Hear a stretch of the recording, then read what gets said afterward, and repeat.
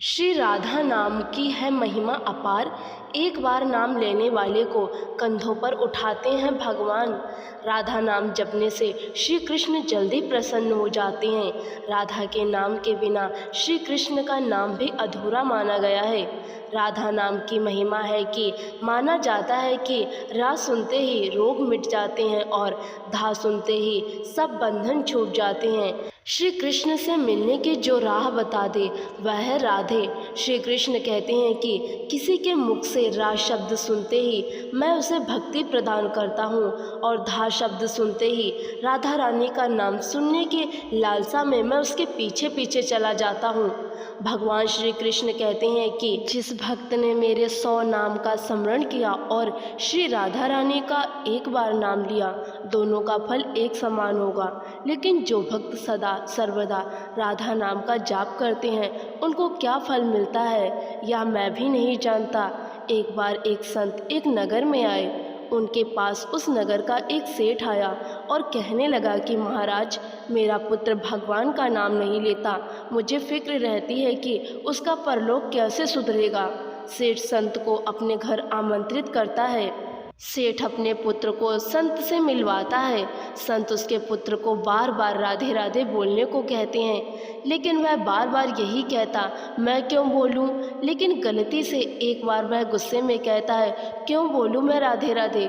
संत यह सुनकर प्रसन्न हुए और कहने लगे कि मृत्यु के पश्चात जब तुमको यमलोक लेकर जाएंगे तो यमराज तुम्हें पूछेंगे, तुमने कोई पुण्य किया है। तुम कहना कि मुझे राधे राधे नाम का एक बार बोलने की महिमा बता दो।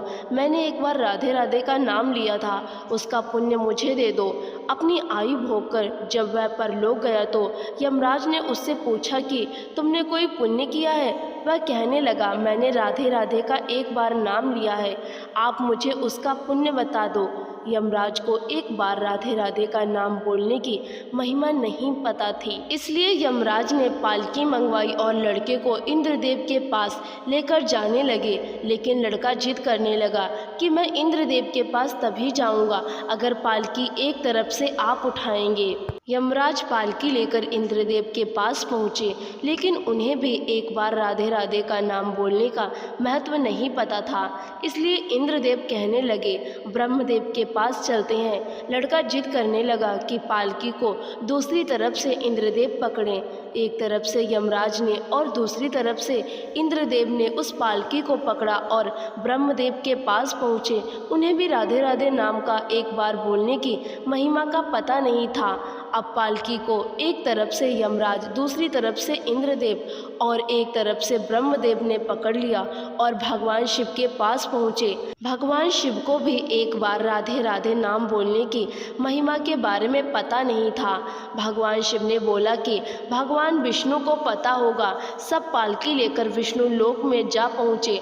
भगवान विष्णु भी देखकर हैरान, इस पालकी में कौन आया है जिसे स्वयं यमराज, इंद्रदेव, भगवान शिव और ब्रह्मा जी उठाकर चले आ रहे हैं। सबने जाकर भगवान विष्णु से एक बार राधे राधे नाम की महिमा के बारे में पूछा।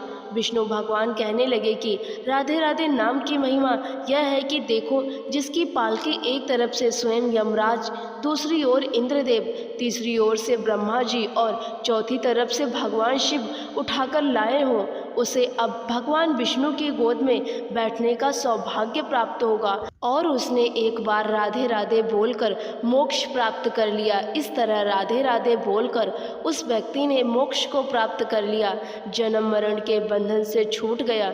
ऐसी महिमा है राधा रानी के नाम की। प्रेम से बोलो राधे राधे। एक बार एक मोर नंद गांव में श्री कृष्ण को रिझाने के लिए प्रतिदिन भजन गाता था, लेकिन श्री कृष्ण उसकी तरफ ज़्यादा ध्यान ही नहीं देते थे। श्री कृष्ण के इस व्यवहार से मोर एक दिन रो पड़ा। उसी समय एक मैना उधर से गुजरी। उस मोर से पूछने लगी, यह तो श्री कृष्ण का द्वार है, यहाँ क्यों रो रहे हो। मोर मैना को बताता है कि श्री कृष्ण को रिझाने के लिए 1 साल से प्रतिदिन यहाँ भजन गाता हूँ, लेकिन श्री कृष्ण मेरी ओर ध्यान ही नहीं देते। मैना कहती है, अगर श्री कृष्ण की कृपा प्राप्त करनी है तो मेरे साथ राधा रानी के द्वार बरसाने चलो। मोर ने जैसे ही बरसाने जाकर श्री कृष्ण का भजन गाना शुरू किया, राधा रानी दौड़ी आई और उसे गले से लगा लिया। मोर ने सारा प्रसंग राधा रानी को सुनाया। राधा रानी कहने लगी, तुमने जो 1 साल से श्री कृष्ण को रिझाने की कोशिश की है, उसी का फल अब तुम्हें मिलेगा। अब तुम जाकर श्री कृष्ण को कुछ और सुनाना। मोर ने कहा, मैंने आपकी करुणा के बारे में बहुत कुछ सुना था, आज देख भी लिया। अगले दिन मोर नंदगांव में जाकर राधा रानी की महिमा के गीत गाने लगा। श्री कृष्ण उसी समय दौड़ कर आए और उसे गले से लगा लिया। मोर कहने लगा, अरे छलिया, 1 साल से तुझे रिझाने की कोशिश कर रहा हूँ, लेकिन तूने कभी ध्यान ही नहीं दिया। अब जब श्री राधा रानी की कृपा प्राप्त हुई तो आकर मुझे गले से लगा लिया। श्री कृष्ण कहते हैं कि किसी के मुख से रा अक्षर सुनते ही मैं उसे भक्ति प्रदान करता हूँ और धा अक्षर सुनते ही राधा रानी का नाम सुनने की लालसा में मैं उसके पीछे पीछे चला आता हूँ। श्री कृष्ण ने उस दिन मोर को वचन दिया कि मैं आज से तेरे मोर पंख को अपने सिर पर धारण करूँगा। राधा रानी के बिना श्री कृष्ण की पूजा अर्चना अधूरी मानी जाती है। ऐसा माना जाता है कि राधा रानी की कृपा प्राप्त होने पर श्री कृष्ण की कृपा स्वयं प्राप्त हो जाती है। अगर आप लोगों को जानकारी अच्छी लगी है तो वीडियो को लाइक ज़रूर करें और इसे शेयर भी करें, और इसी तरह की वीडियोस और कहानियाँ देखने के लिए हमारे चैनल हिंदी कहानियों का बॉक्स को सब्सक्राइब ज़रूर करें। वीडियो देखने के लिए आपका बहुत बहुत शुक्रिया।